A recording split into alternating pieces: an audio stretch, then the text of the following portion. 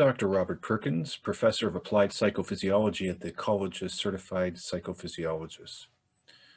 Law enforcement officers right now are being subjected to a tremendous amount of stress and trauma like they've never experienced before. And there is a great need for mental health practitioners to assist law enforcement officers in processing and dealing with this. Unfortunately, many practitioners don't have a basic understanding of police subculture, which is so important when dealing with the dynamics of how people involved in the occupation of public safety process stress and trauma. The College of Certified Psychophysiologists is offering a standalone course, which is entitled Understanding the Police Subculture.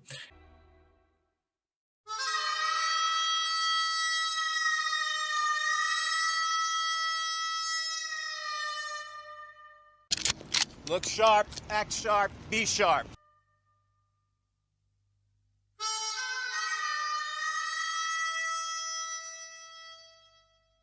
These guys coming out of prison, they're buff and on drugs.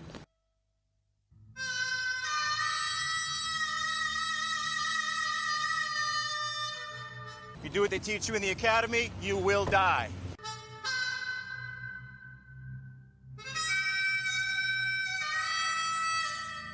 Knucklehead wants to take your gun.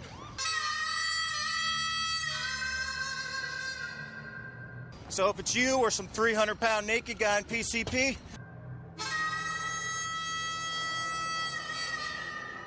you take his ass down any way you can.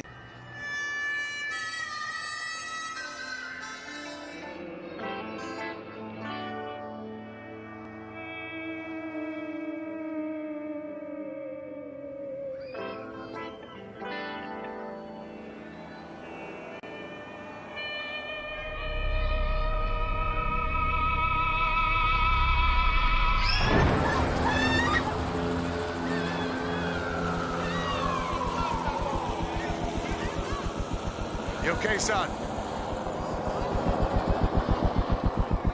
You okay, son?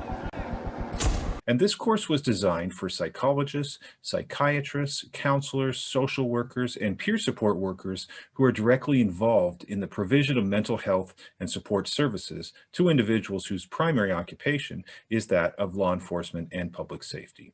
The course objectives of this program is to give students a general basic knowledge of the subculture which exists within law enforcement community and how it affects both their professional and the personal aspects of their lives.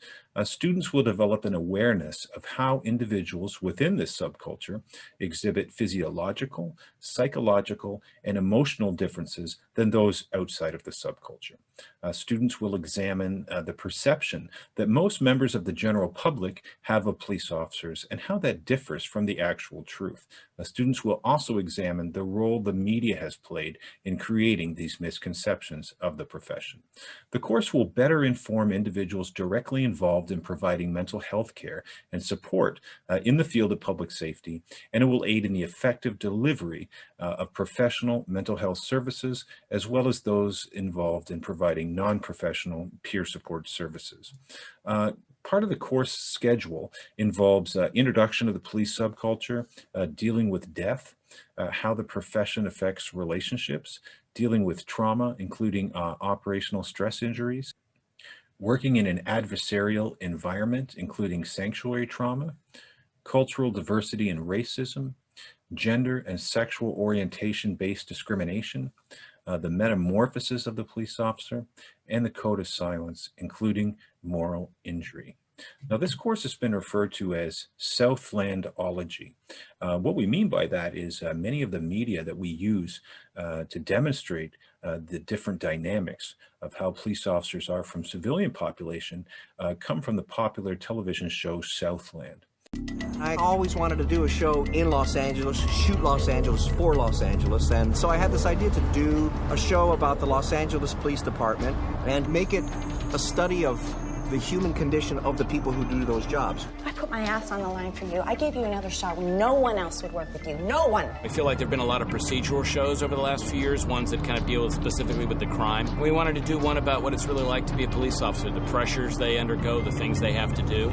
You okay, son? You okay, son? How they maneuver within the department, how they maneuver as cops in the society, and how the city has changed over the years, and how the philosophy of the police departments in dealing with the dynamic of a city like this in this size. Are we done here, or are we waiting for the National Guard? And the things that affect them in their private lives. So it's much more of a character-driven show than a procedural show. Are you stalking me now? Am I what? Hi, I'm Mia Sanchez. I'm a reporter. Yeah, well, there's nothing to report here, so take your cameraman and go find some real news. We were able to discuss the concept with Ann Bitterman, who eventually did the research and kind of got the great character stuff she did in her research, and we put it together, and she wrote a beautiful script. We really kind of wanted to break the mold a little bit, and I felt that John Wells and Chris would be able to do that. She did almost 9 months worth of research with our researcher, Reva Mandelbaum, where she rode with police officers, spent a lot of time on the street and in various police officers' lives, hearing what they had to say, listening to how they spoke, what their days were really like. We're trying to capture that feeling. So I guess it's a suspicious death, right? No, it's not a suspicious death. This isn't a friggin' Agatha Christie novel.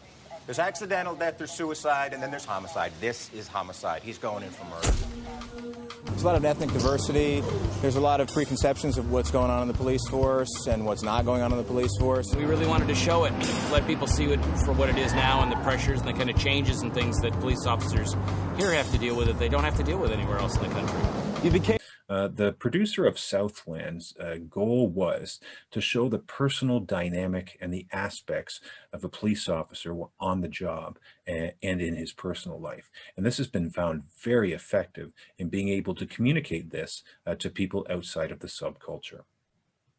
The cost of the program is $195 US. It's spread over 8 weeks, 8 separate lectures, and it is a tremendous resource to those mental health professionals who are involved in providing services to those in the law enforcement field. If you'd like more information on this program, please give us a call at 1-888-221-1032, or you can visit us on the web at www.ccp.college.